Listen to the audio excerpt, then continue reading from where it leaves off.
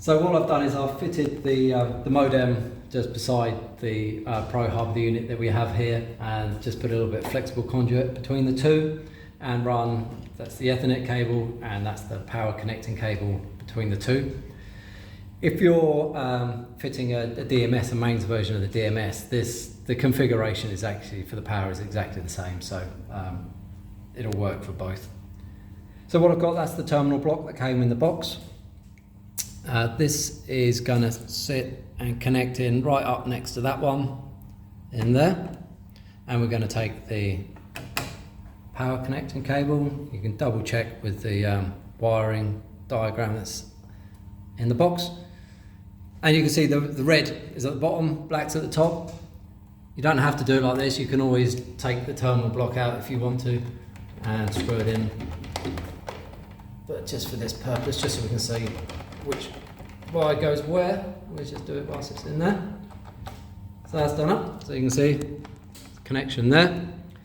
And on the modem side, we're going to do the same again. So same again on this one, it's red down the bottom and black on top.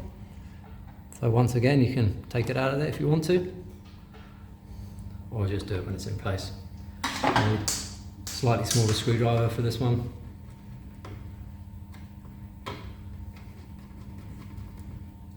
Move it up. Let's say you can, if you want to, you can take it out and screw it up if you want, and then reconnect there. So that's the power side of it all done.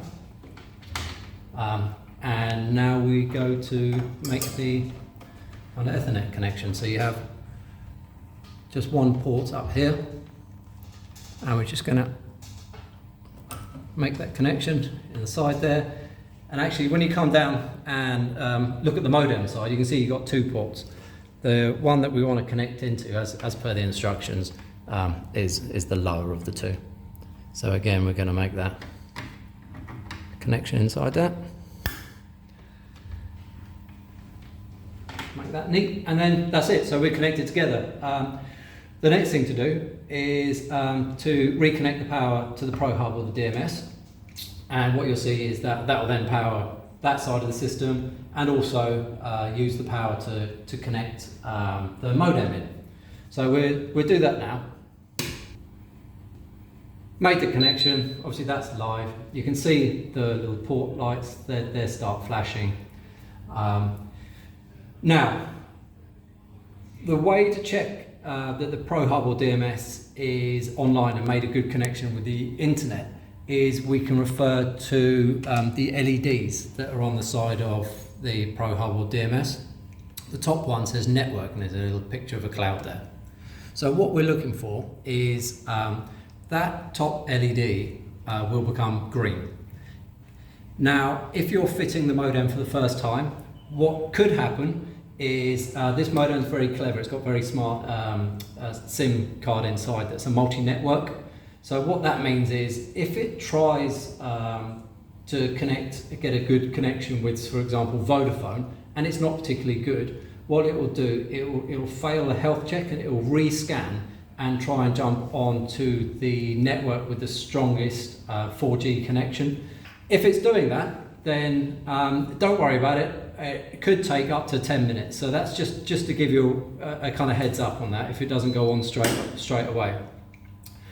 What we can see over this side with ours, it has jumped on, so we're good. We've got a green cloud LED. That means the 4G modem is doing what it needs to do, and it's actually allowed our Pro Hub to connect to the internet.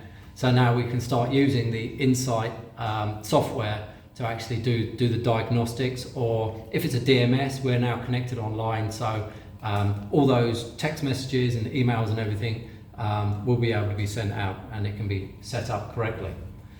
So really that's all to do with the modem itself. Lastly, all there is to do is to put the covers back on and do them up, and you're now online and ready to use the Pro Hub or DMS.